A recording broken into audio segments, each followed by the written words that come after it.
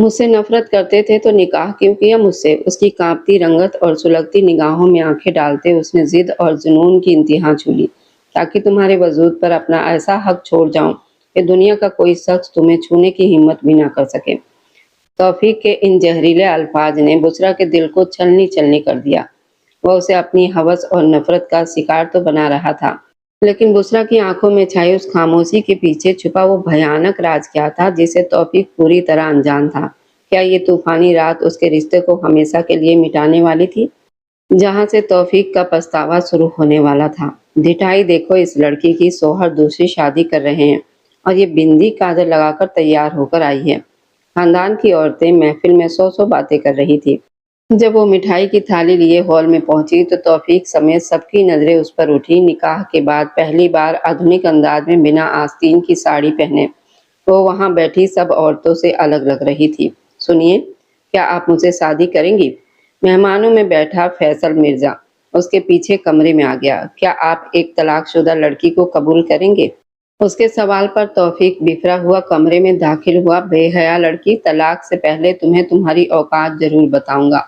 वह जो इसे चरित्रहीन समझते हुए कभी उसके करीब न आया था, पहली बार शिद्दत से उसकी गहराइयों में उतरा तो लाल रंग का बहता तरल मंच पर अपने दोस्तों के बीच बैठा हुआ न जाने कितनी देर से इसकी डिठाई पर गंभीर निगाहों से उसे घूरता रहा, जो सुंदरता की प्रकाष्ठा पर थी। हालांकि उसने साफ शब्दों में मना किया था कि वो महफिल में आने की कोशिश भी मत करे, लेकिन वे लड़की कहाँ बात माने और सुनने वाली थी।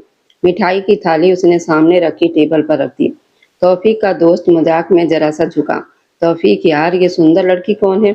उसने आज तक अपने निकाह को इस कदर छुपा कर रखा था। उसके कुछ करीबी अजीज दोस्त भी इस बात से बिल्कुल अनजान थे। दानिश के उत्सुकता से कहने पर उसने गर्दन मोड़ना चाहते हुए भी उस लड़की को देखा जिसके गोरे कंधे उस वक्त चमक रहे थे। काले रंग की साड़ी उसके शरीर पर इतनी जच रही थी कि तौफीक की निगाहें बड़ी मुश्किल से ही उसके रूप से हट पा रही थी। आज तक उसने हमेशा उसे सलवार कमीज में देखा था।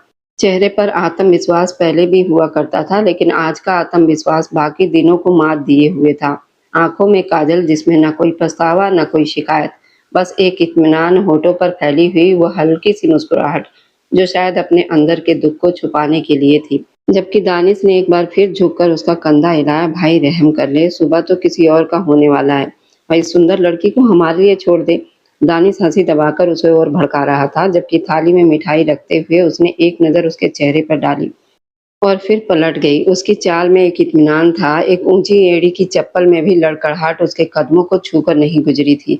जब अचानक शोर उठा कि समरीन मलिक को रस्म के लिए बाहर लाया जा रहा है, लेकिन चाहने के बावजूद वह इस रस्म और इस महफिल की तरफ ध्यान न दे पा रहा था। हालांकि वह खुद भी इस वक्त आकर्षण का केंद्र बना हुआ था। ऊंचा लंबा कद, चेहरे पर छाई गंभीरता, आंखों में चमक। वह नाजिया बेगम का राजकुमार बेटा था। हकीकत में भी किसी के सपनों का राजकुमार बन सकता था। न जाने कितनी चंचल लड़कियों ने उसे शादी करने के लिए बहुत सारे पापड़ बेले, लेकिन आज तक उसे मोहब्बत नाम का कांटा नहीं चुभा था। हल्के से संगीत शोर शराबे के दौरान समरीन मलिक कदम कदम चलती उसके करीब आ रही थी, लेकिन उसे परवाह नहीं थी कि वह गर्दन मोड़कर दूर खड़ी उस लड़की को देख रहा था, जिसकी निगाहें समरीन मलिक के चेहरे पर चक्कर लगा रही थी, जैसे कि खोजने की कोशिश कर रही हो कि आखिर इस लड़की में ऐसा क्या था जो उसके वजूद में मौजूद नहीं है। फिर एक पल के लिए उसकी आंखों का रंग बदल गया। उसने देखा दानिश उसके पास जाकर खड़ा है। वह झुककर कोई बात कर रहा था और बुसरा खान हल्का सा दूर हटकर उसका चेहरा देखने लगी। समरीन मलिक कदम कदम उसके करीब आ रही थी, जिसकी वह होने वाली दुल्हन थी, जिसके साथ हल्दी मेहंदी की रस्म निभाकर सुबह व निकाह के बाद उसे अपनी जिंदगी में शामिल करने वाला था। जबकि वह लड़की उसकी अपनी बीवी, जो आज से 2 महीने पहले उसकी जिंदगी में शामिल हुई, लेकिन कभी उसके नाम के अलावा कुछ हासिल नहीं कर पाई। बच्चे उठो और समरीन मलिक का स्वागत करो। नाजिया बेगम ने उसकी ध्यानहीनता देखकर झुकते हुए उसे याद दिलाया तो घबराते हुए उठ खड़ा हुआ, लेकिन अभी भी उसका पूरा ध्यान समरीन मलिक की तरफ नहीं था, जो आंखें मटकाते हुए उसे अपनी तरफ आकर्षित करने की भरपूर कोशिश कर रही थी। भारी सिंगार, बालों में लगाए हुए फूल जो उसे मेहंदी की दुल्हन का रूप दे रहे थे। दानिश मुस्कुराते हुए उसके कंधे पर हाथ रखने की कोशिश कर रहा था, जबकि वह हैरानी से दानिश को देखकर शायद कांपते होठों के साथ कुछ कह रही थी। तौफीक से अब और कुछ भी बर्दाश्त नहीं हुआ। बुशरा खान के चेहरे का बिगड़ता रंग और बार-बार जगह बदलना ये साबित कर रहा था कि उसके अंदर किस कदर जलन की आग भरी हुई है। इस पूरी महफिल में उसकी सुंदरता हर एक को मात दिए हुए थी। उसके चेहरे की मासूमियत वो महज 22-23 सालों की थी।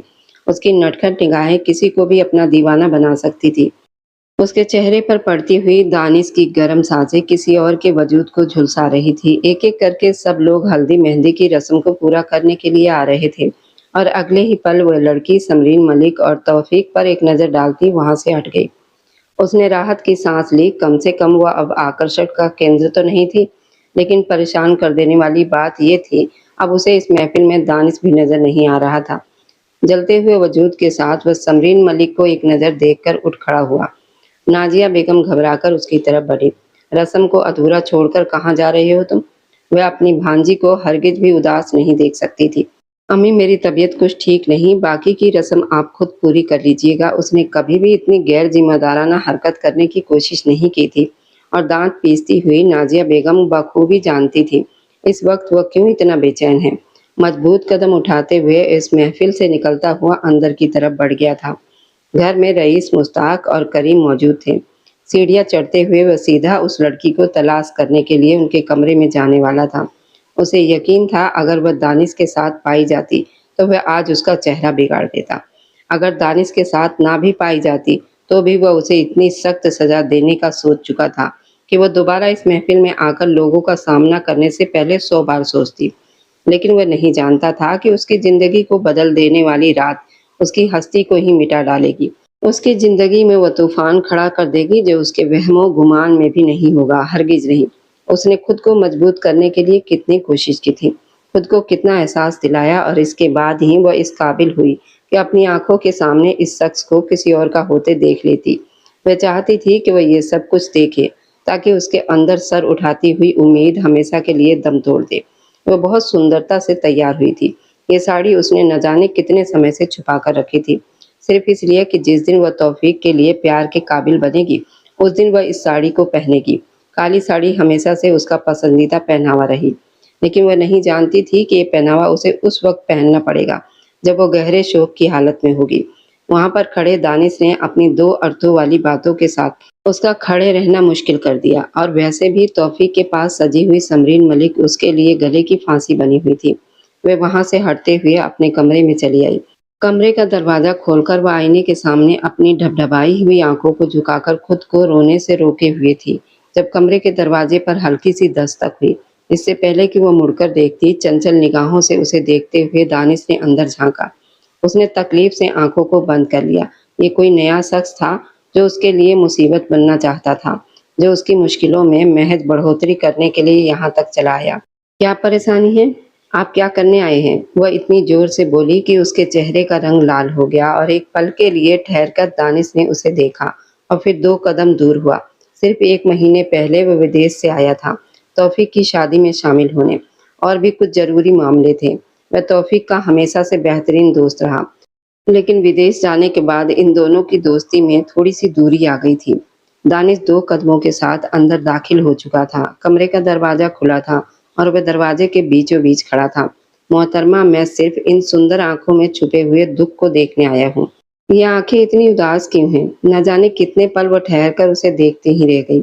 यानी कि खुद को छुपाने के बावजूद कोई शख्स जान गया था कि उसकी आंखों में गहरा दुख छुपा हुआ है। आपसे मतलब? अभी और इसी वक्त निकल जाइए यहाँ से। अपने अंदर के उबाल को किसी सूरत कम न करते हुए वो भड़क उठी और दानिश ने अपनी जेबों में हाथ डालकर इत्मीनान से उसे देखा। किस कदर सुंदर थी वो लड़की। आज तक वो विदेश की इतनी सुंदरियों से जुड़ा रहा, लेकिन ये लड़की अलग थी। इतनी मासूम कि उसके फूले फूले गालों को देखने के लिए दिल मचल उठता था। इतनी नाजुक कि इस वक्त भी बात करते हुए उसकी आंखों से आंसू गिर रहे थे और दानिश को एक पल के लिए अपना दिल अपने हाथों से फिसलता हुआ महसूस हुआ। निकल जाओ यहाँ से, वह इस बार गले के बल चीखी। शांत रहिए, मैं जा रहा हूँ। उसने हाथ उठाकर उसे शांत करना चाहा, फिर मुड़कर दरवाजे से बाहर जाने लगा, लेकिन फिर रुक गया। हिम्मत करते हुए उसने दोबारा पलटकर उस लड़की को देखा था। क्या आप मुझसे शादी करेंगी? उसे अंदाजा नहीं था कि वह शख्स ऐसा कुछ कहेगा। एक पल के लिए उसका मन चाहा वह चीख कर एक जोरदार थप्पड़ उस शख्स के चेहरे पर जड़ दे, या फिर आसपास पड़ी हुई भारी चीजों में से कोई चीज उठाकर उसके सिर पर दे मारे। दांत पीसते हुए वो अपनी आंखों को गुस्से से देख रही थी और तभी किसी खतरनाक जिन की तरह वह सामने आया। आते ही उसने दानिश को कॉलर से पकड़ लिया। तू शादी करेगा इससे? तू, तेरी इतनी हिम्मत? दानिश को धकेलते हुए वो उस पर हावी होता जा रहा था। एक एक पल के लिए सारे दुख को भुलाकर वह डर से तौफीक को देखती रह गई।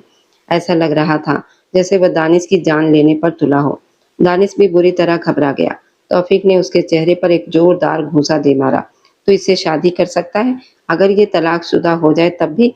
कोई नहीं समझ पा रहा था कि आखिर हुआ क्या है। खींचकर उसने दानिश को कमरे से बाहर निकाल दिया, जबकि लाल रंग के खून की एक छोटी सी लकीर दानिश के होठों तक चली आई। वो यकीनन पागल हो जाता था। उसने पल भर में दानिश को झाड़ कर रख दिया।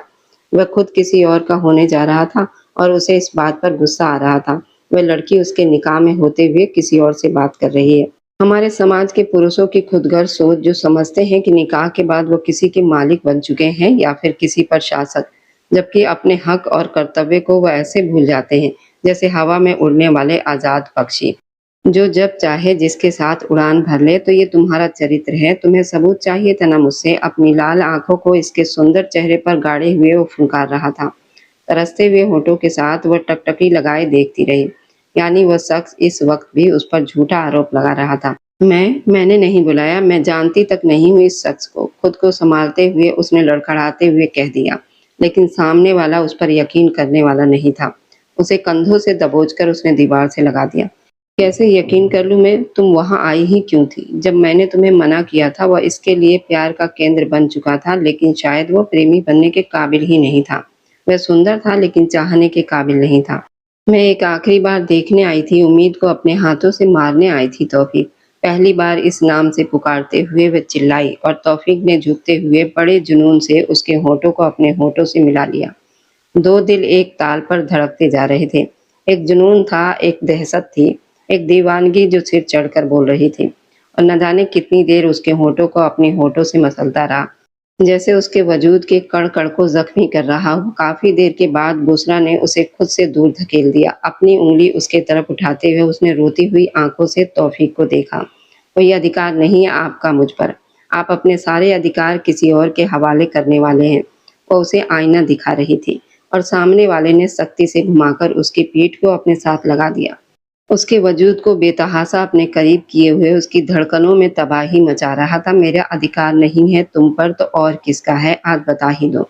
कौन है वह जिसे आज तक तुमने खुद पर अधिकार देने वाला समझ रखा है? वे और उसके शक, वह शख्स कभी भी उस पर और उसके चरित्र पर यकीन करने वालों में से तो नहीं था। वह जो भी है, लेकिन वह आप नहीं है। पहली बार वह उसके सामने तकलीफ से होंठ खोल रही थी। आखिर वह कब तक बर्दाश्त करती? बर्दाश्त की सारी हदें खत्म हो चुकी थी। मैं तुम्हें छोड़ दूंगा, उस शख्स के लिए जिसके नाम से तुम बदनाम होकर मेरी जिंदगी में आई थी। एक बार फिर वह वही तकलीफ देह जिक्र जो सुन सुनकर वह ऊब चुकी थी। मैं तुम्हें उसी के हवाले कर दूंगा, लेकिन इससे पहले मैं तुम्हारे वजूद पर अपनी छाप छोड़ दूंगा, ताकि वह तुम्हें मुंह न लगाए। उसे करीब करके फिर दूर झटकते हुए उसने उसे ऐसे देखा जैसे वह कोई बिकाऊ सामान हो जो उसके हाथ लग गया हो, जिनकी ना ही कोई अहमियत थी और ना ही उनकी कोई औकात।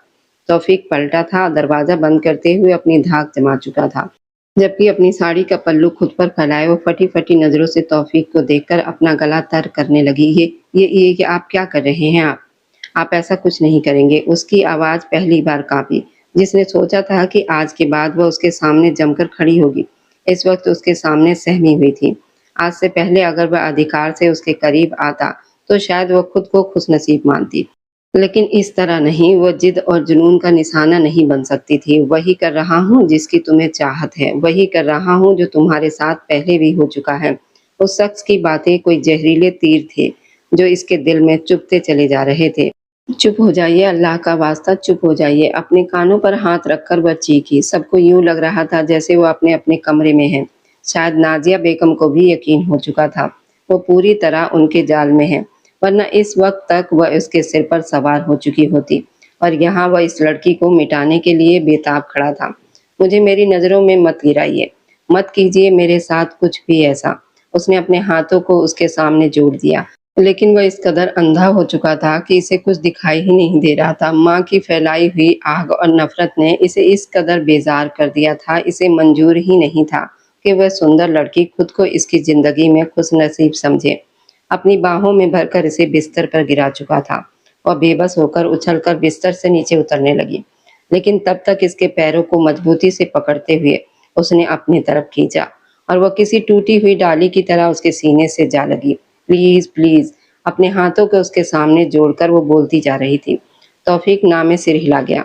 हाथ नहीं, आज तुम्हें वो सारे बदले चुकाने होंगे जो मैं झेल रहा हूँ। तुम्हें पाने के बाद तुम्हारे लिए तरसता रहा हूँ, सिर्फ इसलिए कि तुम किसी और से जुड़ी रही हो। और तौफीक रजा को किसी का झूठा खाने की आदत नहीं थी। इसकी गर्दन पर अपने होंठ रखते हुए वह इसे पूरी तरह से अपने कब्जे में कर गया। वह काली अंधेरी रात थी, तूफानी रात, जिसने उसकी जिंदगी में वो तूफान खड़ा कर दिया जिसके बारे में उसने सुना ही नहीं था, ना कभी सोचा था। उसने चाहा कि वो तौफीक की जिंदगी से दूर चली जाए, बहुत दूर चली जाए, जिस शख्स का नामो निशान भी ना पा सके।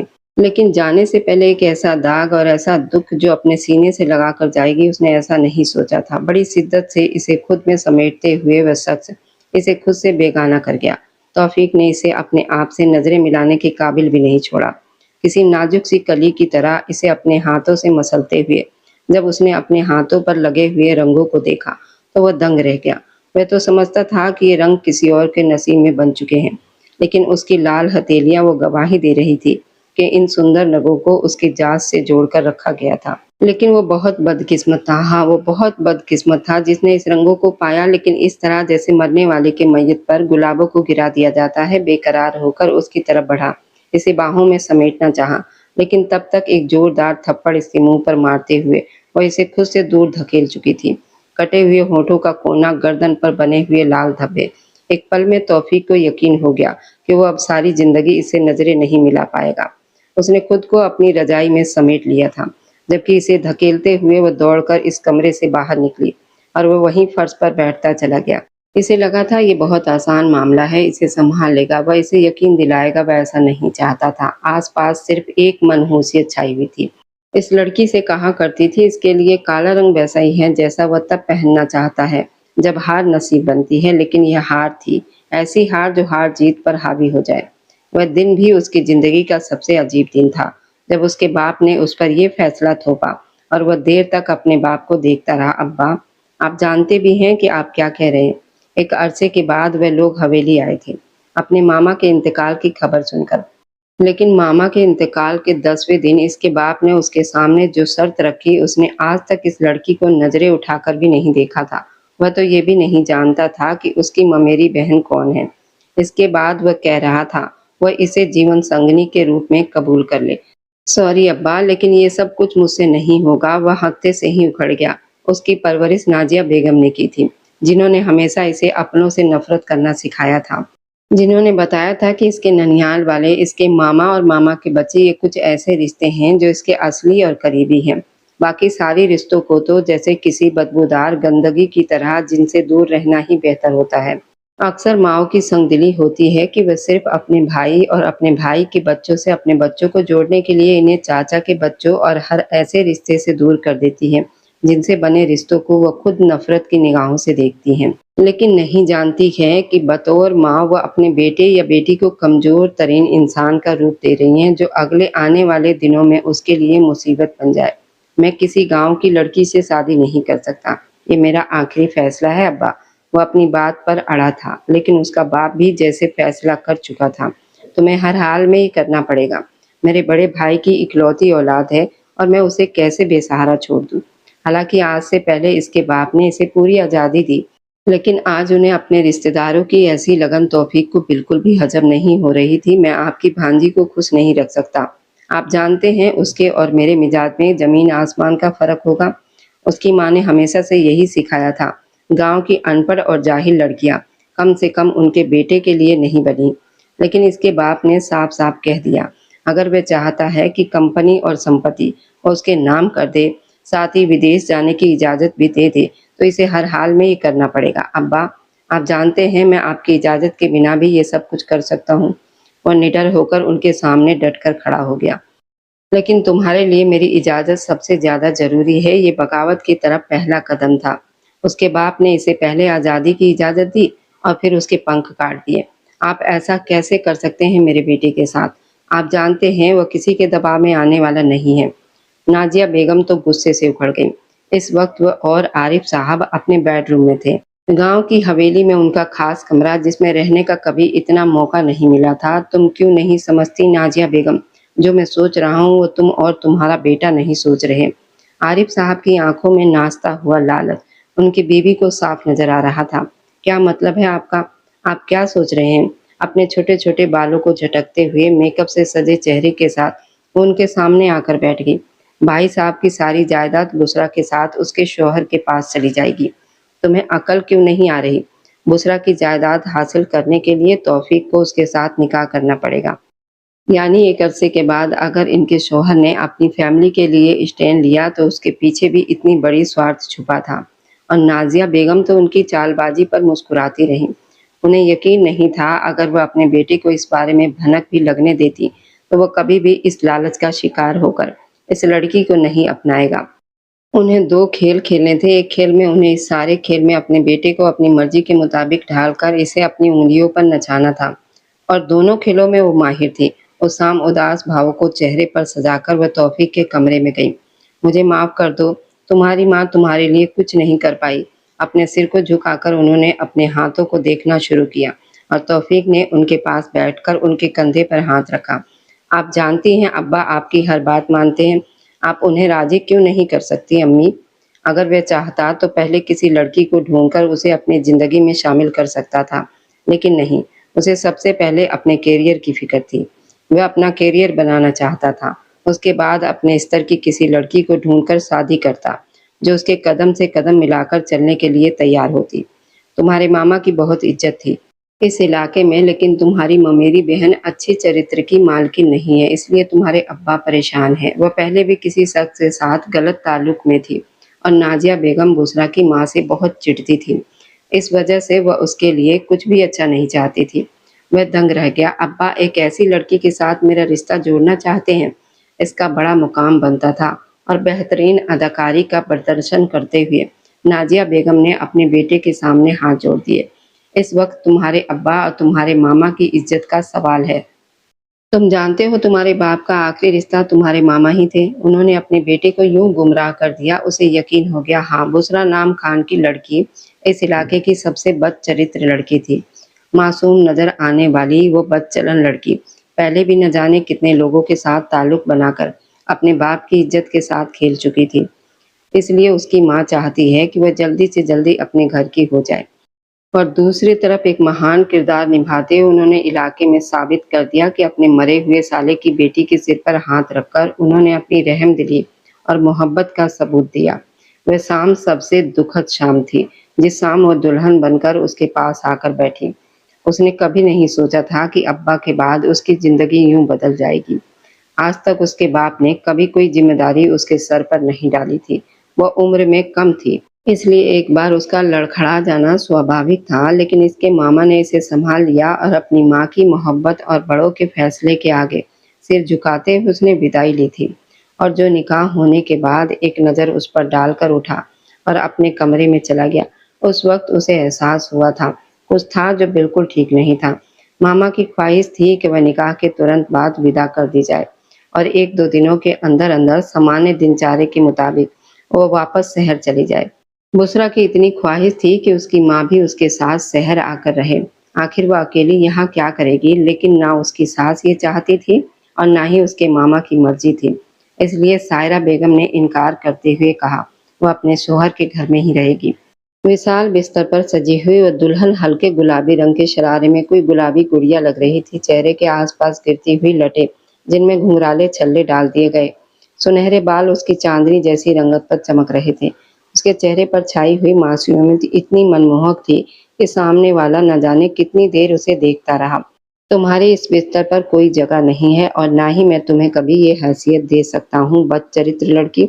और वह दंग रह गई। उसने पहली बार अपने शोहर के मुंह से मीठी बातें सुनी थी, लेकिन वह क्या सुन रही थी। उसका शोहर उसे बदचरित्र कह रहा था। आप होश में तो हैं?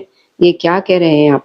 अटकती हुई सांसों के बीच में उसने पूछ लिया और तौफीक रजा ने आगे बढ़कर उसकी गर्दन को दबोच लिया था। मत सोचना कि मैं तुम्हारी चालबाजी का शिकार हो जाऊंगा या तुम्हारी सुंदरता के आगे घुटने टेक दूंगा। न जाने क्यों वह उसके चेहरे से नजर नहीं हटा पा रहा था।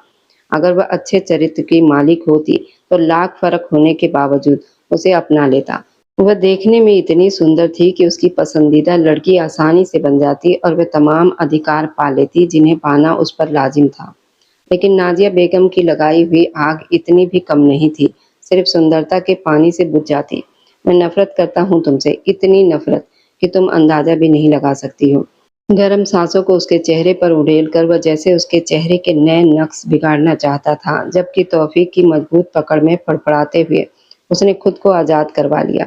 अगर आप मुझसे नफरत करते थे तो फिर निकाह करने की क्या जरूरत थी मुझसे? वह शख्स उम्र में उससे तकरीबन 5 साल का बड़ा था, लेकिन वह इतनी नासमझी और बेवकूफ़ी का मुज़ाहिर कर रहा था। आज तक उससे किसी ने ऐसा गुमान ही ना किया हो। सिर्फ अपने अब्बा की मर्ज़ी की वजह से, सिर्फ उनकी ज़िद पर, और अब ये ज़िद तुम्हें पूरी ज़िंदगी भुगतनी पड़ेगी। उस दिन वह कमरे से निकल गया, शायद इसलिए क्योंकि उस लड़की का शानदार रूप उस पर असर डाल रहा था। ना चाहते हुए भी उसका दिल बार-बार पिघलकर उसके करीब जाने के लिए बेताब हो रहा था। वह चाहता था कि वह उँगलियों से उसकी लंबी सुनहरी जुल्फ़ों को संवारने लग जाए, उसकी नशीली आँखों को देखकर मीठी बातें उसके होठों से फिसलने के लिए बेताब थी, और खुद से जान छुड़ाकर वह उस दिन उस कमरे से निकल गया।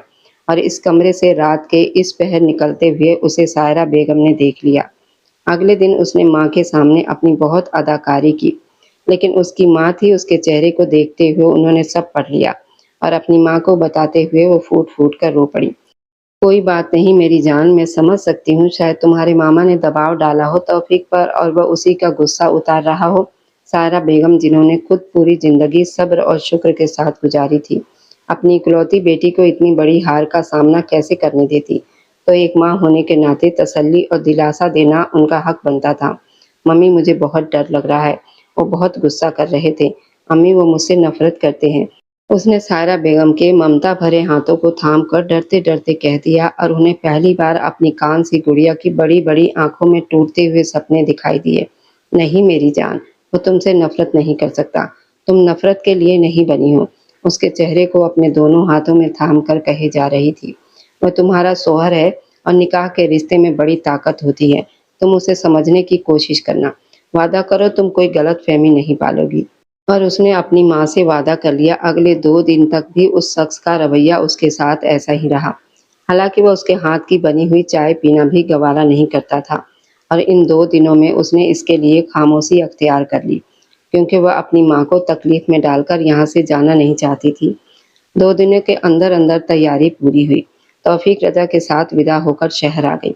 उसके मामा, जिसने उसे बहुत उम्मीद दी थी कि वो बाप बनकर उनके सिर पर हाथ रखेंगे, अपने बेटे को समझाएंगे, लेकिन उसके मामा ऐसे बेखबर हुए कि कभी पलटकर देखने की कोशिश भी नहीं की कि वह इस घर में अपने मरे हुए बहनोई की औलाद को ब्याह कर ले आए हैं। उस रात उसने बड़ी मोहब्बत से तौफीक के दोनों हाथों को थाम लिया।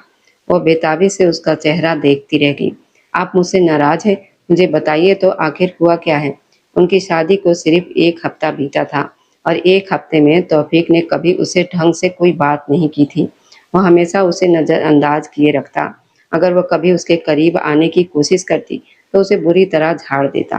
तुमने मर्दों पर इतनी गहरी सोच कर रखी है, तुम्हें अंदाजा भी है कोई मर्द कब तुमसे नाराज होता है और कब राजी? उसकी नाजुक कमर में हाथ डालकर उसे अपने करीब खींच चुका था, और उसके सीने से लगे वो बुरी तरह उसकी सांसों में देखकर खौफजदा हुई। नहीं, मुझे किसी मर्द से नहीं, सिर्फ अपने शोहर से मतलब है। अपने गुलाबी होठों पर जीभ फेरते हुए मुश्किल से कहे जा रही थी, और तौफीक ने उसकी सुंदरता को देखते हुए कितनी कोशिश की कि वह नजरों को फेर ले, लेकिन नहीं फेर पाया। काश तुम सिर्फ मेरी होती, वह उसके होठों को देखकर फुसफुसा रहा था। मैं सिर्फ आपकी हूँ, मैं आपके अलावा किसी की भी नहीं हूँ। उसकी कांच जैसी आंखें आंसुओं से भरने लगी, और तौफीक ने उसे थोड़ा सा खुद से दूर कर दिया। नहीं, झूठ बोलती हो तुम। मैं तुम्हारे बारे में सब जानता हूँ। अब दुआ करता हूँ कि काश मैं तुम्हारे बारे में कुछ ना जानता। इस समाज की कड़वी सच्चाई ये है कि कुछ मर्द अपनी माँ और बहनों पर आंखें बंद करके यकीन करते हैं। उन्हें लगता है कि उनकी माँ की जुबान से निकले हुए हर शब्द सच्चाई के अलावा कुछ नहीं हो सकते। हालांकि उन्हें हकीकत अपनी आंखों से देखने की कोशिश करनी चाहिए। माँ हो या बीवी, कोई भी किसी भी वक्त आपसे झूठ बोल सकता है। कोई आपसे इस तरह खेलेगा कि आप घबरा कर रह जाएंगे। आप क्यों मेरे बारे में इस कदर गलत फहमी रखते हैं? उसने एक बार फिर आगे बढ़कर उसके चेहरे को अपने मुलायम हाथों में थाम लिया। क्योंकि मैंने आज तक खुद को संभाल कर रखा, सिर्फ इसलिए कि जिसका मुझ पर अधिकार होगा। लेकिन तुमने अपनी सुंदरता के जलवे चारों तरफ बिखेरे। वह उस पर कभी भी यकीन नहीं कर सकता था। उसके दिमाग में पहले जो बातें डाली गई थी, वो बातें इतनी आसानी से नहीं निकल सकती थी। घर भर की जिम्मेदारियों को बुशरा खान के कमजोर कंधों पर डाल दिया गया। नाजिया बेगम तो दिन भर के काम उससे करवाती। कभी खाना बना दो, कमरे में आओ, मेरे पैर दबा दो, और वह चुपचाप चली आती। जाहिर तौर पर उन्होंने कभी भी लड़ने की कोशिश नहीं की, लेकिन अंदरूनी तौर पर उन्होंने उस पर इतना दबाव डाल रखा था। वह खुद को इन 2-3 हफ्तों के अंदर अंदर मानसिक मरीज महसूस करने लगी। ये मानसिक यातनाएं कम नहीं थी। नाजिया बेगम ने फैसला कर लिया कि वह इस नाजुक सी लड़की पर और यातनाएं बढ़ाएंगी। और उस दिन उसने पहली बार इस घर में समरीन मलिक को देखा। समरीन मलिक, वह लड़की जो उसकी बाकी बची हुई उम्मीदों पर पानी फेरने के लिए आ गई। सीढ़ियां उतरते हुए उसने हॉल में चहकती हुई समरीन मलिक को देखा था, जिसके बेबाक अंदाज पर उसने सिर से पैर तक उसे देखा, और उसके कदम वहीं जम गए। जब नाजिया बेगम ने चिल्लाते हुए उसे नीचे आने के लिए कहा, क्या वहीं खड़ी खड़ी मर गई हो? तुम नीचे आओ, मेरी भांजी आई है, जाकर रसोई से कुछ खाने को लेकर आओ। और अपने कदमों को घसीट कर वह रसोई की तरफ बढ़ी। न जाने क्यों समरीन मलिक की नजरों से उसे मालूम हो चुका था वह उसे किन नजरों से देख रही है। अजीब सी चुनौती देती हुई निगाहें, लेकिन उसका शक कुछ गलत नहीं था। उस दिन जब वो दफ्तर से घर वापस आया, मुख्य दरवाजे से वह भी अंदर दाखिल हो रहा था। वह चहकती हुई समरीन मलिक आगे बढ़ी और उसके गले से लगकर चहकी, तौफीक, दूसरे शहर क्या चले गए? समरीन को भूल गए तुम तो? ना कोई संपर्क, ना कोई बातचीत। तौफीक बुरी तरह से घबरा गया। नजरें न जाने क्यों फिसलते हुए दरवाजे पर खड़ी हुई लड़की की तरफ उठी, लेकिन जल्द ही बहुत काबू पा गया। उसने समरीन मलिक को जरा सा खुद से दूर किया। ऐसी चिढ़ रही थी समरीन मलिक जिस तरह उसके साथ चिपकी जा रही थी। वह हमेशा से ऐसा करती, लेकिन उसे इस समरीन मलिक नाम की लड़की में कोई दिलचस्पी नहीं थी। बेटा बैठो, समरीन आज खास आपसे मिलने के लिए आई है। नाजिया बेगम ने भी निकलकर अपना जाल फेंका। बहुत थक गया हूँ, मैं कमरे में जाकर आराम करूंगा। वह अपनी जान छुड़ाते हुए सीधा कमरे में चला गया। तब सबरीन मलिक ने कड़वी निगाहों से उसे घूरा। तुम्हें क्या लगता है कि तुम तौफीक को इतनी जल्दी मुझसे छीन लोगी? यानी उसका शक गलत नहीं था।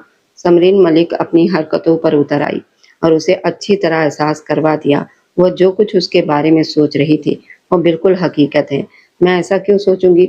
वो मेरे शौहर हैं और मेरे हैं, तो फिर छीनना कैसा? और उसके इतना कहने की देरी थी कि समरीन मलिक ने अपना हाथ उठाया और सख्ती से उसे दूर धकेल दिया। वह लड़खड़ाकर जरा सी दूर हट गई, लेकिन संभल गई। फिर हैरानी से गर्दन मोड़कर समरीन मलिक को देखा था। ये क्या बदतमीजी है? आप हमारी मेहमान हैं, लेकिन इसका मतलब ये नहीं कि आप मुझ पर हाथ उठाएंगी। उसकी आवाज इस कदर ऊंची हुई और समरीन मलिक ने उसके जबड़े को दबोच लिया था। खबरदार, खुद को तौफीक की बीवी जताने की जरूरत नहीं। मैं जानती हूँ तुम्हारी औकात क्या है। तुम्हें अपने बिस्तर तक तो आने नहीं देता वो। और उसे यूं लगा जैसे किसी ने उसके मुंह पर कोड़ा मार दिया हो। एक औरत के लिए इससे बड़ी तकलीफ क्या होगी कि ये बात उसके ताना बन जाए। उसका शौहर उसे अपने बिस्तर पर आने नहीं देता। ये मेरा और मेरे शौहर का मामला है, लिहाजन आप इस मामले से दूर रहे। उसने समरीन मलिक को आईना दिखाना चाहा, लेकिन बात बिगड़ती चली गई। और उस शाम नाजिया बेगम ने इसके मामा और दोनों से शिकायत लगा दी कि घर में समरीन मलिक को देखकर बुशरा खान ने उसके साथ बदतमीजी की है। इसलिए समरीन मलिक घर वापस चली गई। उनका रोना धोना चरम पर था और वह घबरा कर रह गई। मैंने ऐसा कुछ नहीं किया। बदतमीजी की शुरुआत उन्होंने खुद की थी, इससे पहले कि तौफीक कुछ कहता। इसके मामा की दहाड़ती हुई आवाज ने उसे सहम जाने पर मजबूर कर दिया। लड़की, तुम अपनी औकात भूल रही हो। ठीक है, तुम तौफीक की बीवी हो, लेकिन इसका मतलब ये नहीं कि हर आते जाते पर हाथ उठाओगी। वह इसके मामा थे जिन पर इसे इतना भरोसा था। उसने उम्मीद भरी निगाहें उठाकर तौफीक को देखा। मैंने ऐसा कुछ नहीं किया, मैं ऐसा कर ही नहीं सकती। वह कितने भरोसे और यकीन के साथ कह रही थी, लेकिन उस पर एक नजर डालते हुए तौफीक ने सिर झुका लिया।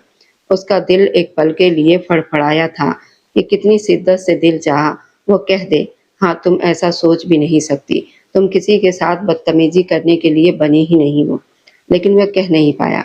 उसे अफसोस हुआ था इस रोती हुई लड़की का, और उसने नाजिया बेगम से कह भी दिया, समरीन मलिक की ज़रूरत नहीं है हमारे घरेलू मामलों में दखल अंदाजी करने की। और नाजिया बेगम भी अच्छा खासा भड़क उठी, तो मत भूलो कि मैंने समरीन मलिक को तुमसे जोड़ रखा था। और वह भी हैरान रह गया, आप मेरा तमाशा बनवाना चाहती हैं अम्मी? नहीं, बल्कि मैं तुम्हें यकीन दिलाना चाहती हूँ कि समरीन मलिक जैसी लड़की तुम्हारे पास खड़ी होकर जज सकती है। तुम क्यों पागल बन रहे हो मेरी जान? समरीन मलिक तुमसे मोहब्बत करती है। प्लीज अल्लाह का वास्ता है, कम से कम जीने दो मुझे आप लोग। सिर झटकते हुए वो कमरे से बाहर निकल गया, लेकिन नाजिया बेगम जो कुछ सोच चुकी थी उससे पीछे हटना उनके लिए मुश्किल था। वह जानती थी कि उन्होंने अपनी बहन को जुबान दे रखी है। वह जल्द से चालाकी के साथ समरीन मलिक से सब तय करवाकर थोड़े दिनों के अंदर अंदर समरीन मलिक को इस घर में अपनी बहू बनाकर ले आएंगी। जिस वक्त वह कमरे में दाखिल हुआ, वह बिस्तर पर सिर झुकाए बैठी थी। उसे देखता हुआ उसके करीब चला आया। जब बुसरा खान ने अपनी बड़ी बड़ी लाल आंखें उठाकर उसे देखा और फिर पलकों को झुका दिया, अब्बा गुस्से में थे, तुम्हें समरीन मलिक के साथ ऐसी बात नहीं करनी चाहिए थी, वो मेहमान थी हमारी। उस दिन वो सिर्फ उसे ही कसूरवार ठहरा रहा था। मैंने उससे कोई बात नहीं की, उसने बस ये कहा कि मैं आपसे दूर रहूं, और मैंने कह दिया आप मेरे शौहर हैं। आप मुझे दूर करें बेशक खुद से, लेकिन हर ऐरा गैरा मुझे आपसे दूर धकेलने के लिए न आया करे। उसने पहली बार खुद को टटोलते हुए देखा था। आत्मसम्मान क्या था? उसके कदमों से लिपटकर राख होती हुई कोई चीज जो टुकड़े टुकड़े होकर हवाओं में विलीन हो चुकी थी। उस दिन कितने भरोसे के साथ वह उसके कदमों में आ बैठी। मैंने कभी कोई गलत नहीं की।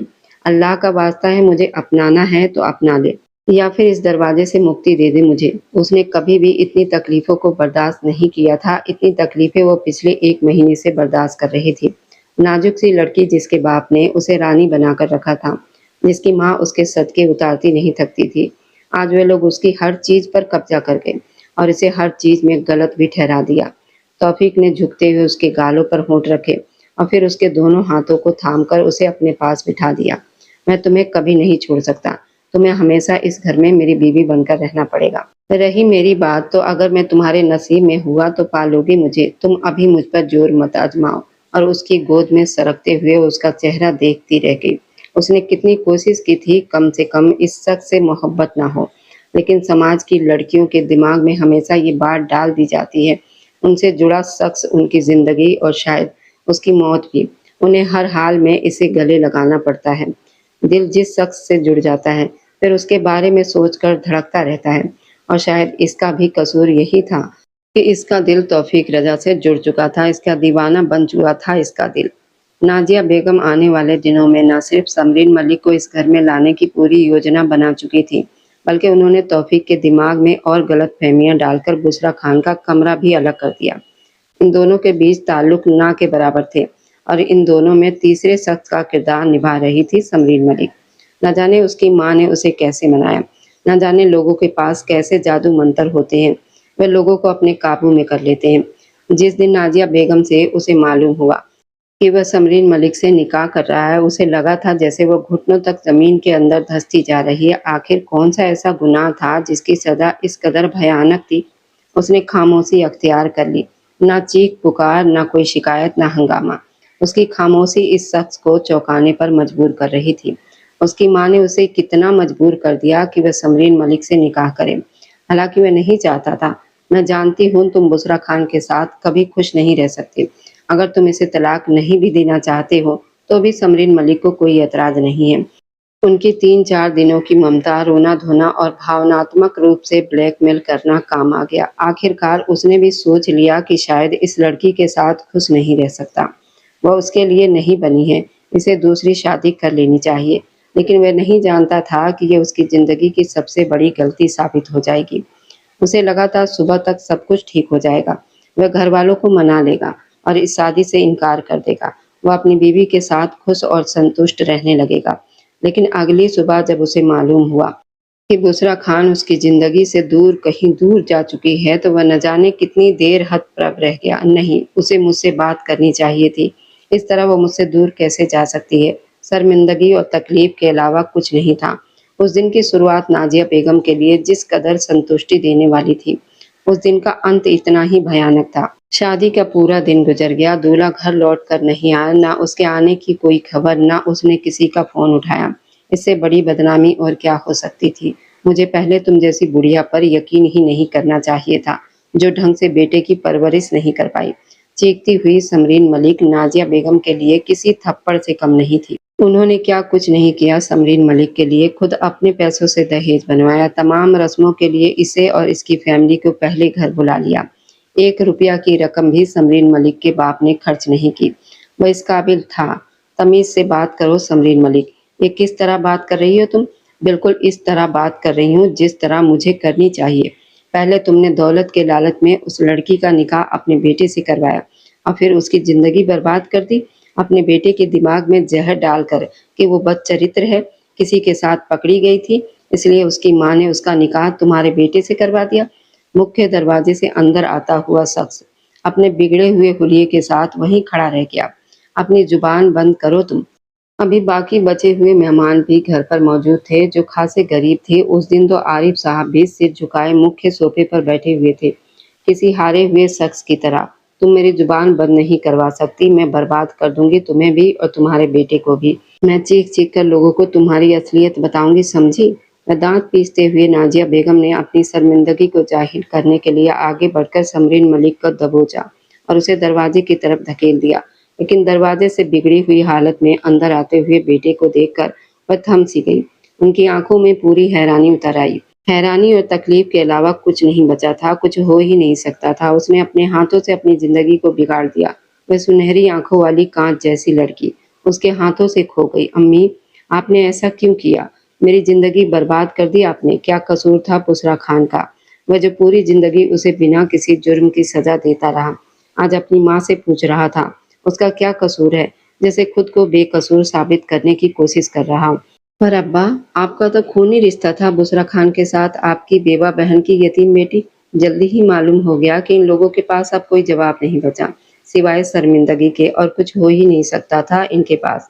वह अपने कमरे में बंद हुआ और अगला 1 हफ्ता इसी शर्मिंदगी और पछतावे के साए में इस घर में मौजूद एक-एक इंसान ने इस तरह काटा जैसे कोई मूर्ति हो या फिर मुर्दा शरीर, जो शर्मिंदगी की वजह से एक दूसरे से नजरें छुड़ाते फिर रहे हों। और इसमें सबसे आगे थी रिहाना आपा। रिहाना आपा कमरे में खाना देकर आती। कभी कभार खाना यूं ही उठा लिया जाता, कभी कभार उसमें से कुछ निवाले तोड़े हुए होते। इस 1 हफ्ते में बहुत ज्यादा सिगरेट पीने की वजह से उसके होठों पर कालापन उतर आया। उसकी आंखों के नीचे काले घेरे होते चले गए। एक एक तकलीफ उसकी आंखों के सामने नाचती रही। अल्लाह कर्मों के पल की चक्की को बहुत धीमा चलाता है, लेकिन वो जब पीसती है तो बड़ा बारीक पीसती है। और अब कर्मों की चक्की में वो लोग पीस रहे थे जिन्होंने उसके साथ इतना बुरा किया। उसमें इतनी भी हिम्मत नहीं बची थी कि जाकर उस लड़की से माफी मांग लेता। एक बार उसके कदमों में बैठकर इल्तिजा करके तो देखता, हो सकता था वो माफी दे देती, लेकिन उसे खुद भी यकीन हो चुका था माफी इतनी आसानी नहीं होती। वह जो लड़की आंखों में सपने सजाकर उसकी सेज तक आई, उसे खुद से अपनी सेज से दूर करते हुए उसने बेदर्दी से उसकी आंखों के सारे सपनों को कुचलकर चकनाचूर कर दिया। उस लड़की ने अपने आत्मसम्मान जिद को तोड़ते हुए न जाने कितनी बार उसके करीब जाने की कोशिश की। उसने हर बार उसे झटक कर खुद से दूर कर दिया, जो इस हवेली में किसी नौकरानी से भी कम हैसियत के साथ रही। आखिर वह किस तरह टूटी हुई लड़की से जाकर माफी मांगता? लेकिन उस दिन अब उसे मालूम हुआ कि बुसरा खान घर आई है। उस दिन वह पहली बार अपने कमरे से दौड़ता हुआ निकला। उसे कैसे खबर हो चुकी थी वह शख्स दीवानगी की हदों को छू रहा है? कैसे मालूम हो चुका था कि वह उसके लिए तड़प रहा है? और एक बार फिर उसकी सारी तड़प को खत्म करने के लिए वह खुद अपने कदमों पर चलकर इस दरवाजे तक आई। लेकिन नहीं, इस वक्त घबराई हुई बुसरा खान नहीं थी। उसने अपने बाप की शॉल को कंधों के आसपास लपेट रखा था। उसका चेहरा मुरझाया हुआ था, लेकिन आंखों में चमक और चेहरे पर आत्मविश्वास था। नाजिया बेगम के मीठे लहजे की परवाह किए बिना वह आरिफ साहब के सामने डटकर बैठ गई। वह सीढ़ियों पर खड़ा उसे देखता रह गया।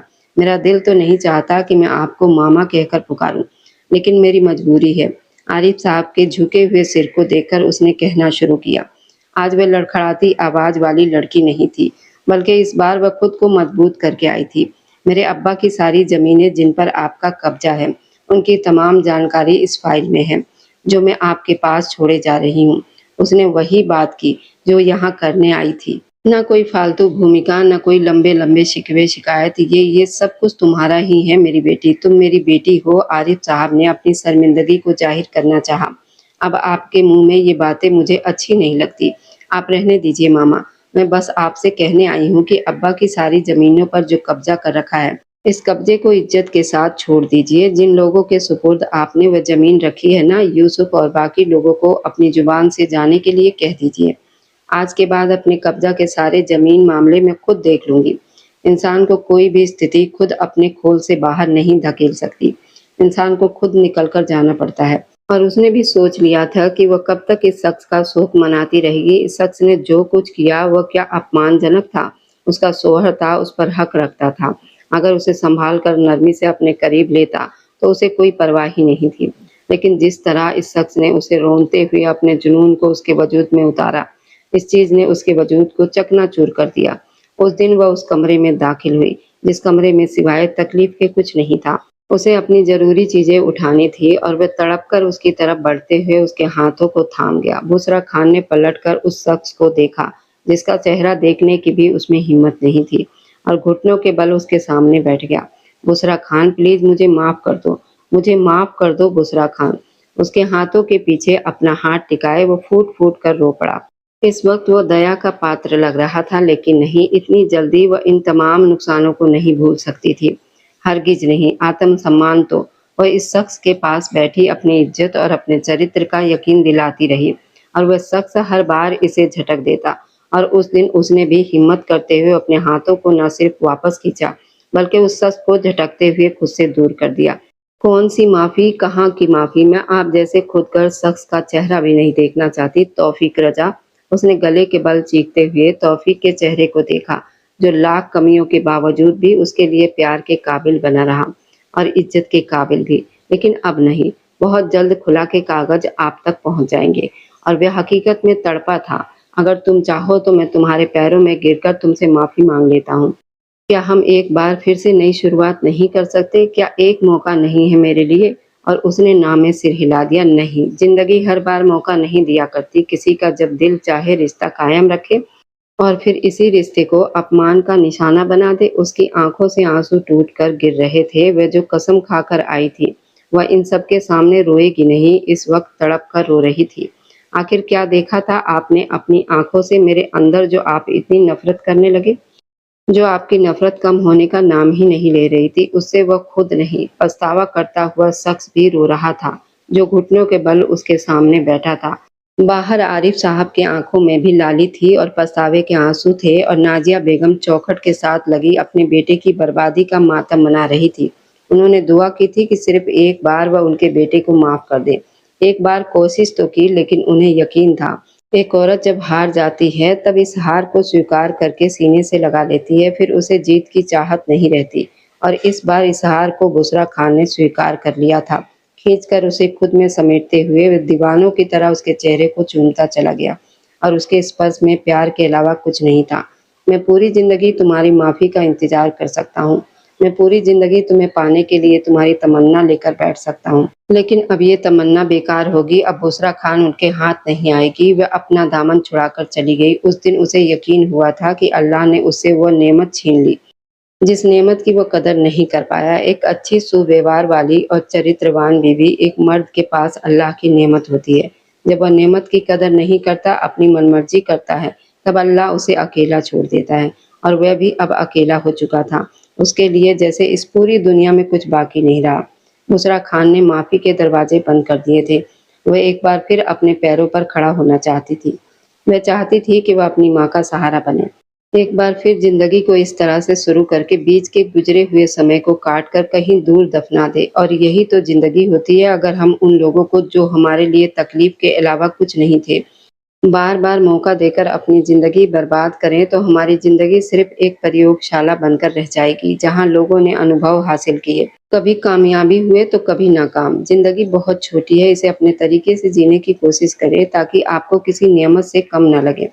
आज की कहानी कैसी लगी कमेंट में अपनी राय जरूर दीजिएगा। इससे हमें आपकी पसंद को समझने में मदद मिलती है। और हाँ, आगे आने वाली खूबसूरत रोमांटिक कहानियों के सफर में हमारे साथ जुड़े रहने के लिए चैनल को सब्सक्राइब ज़रूर करें।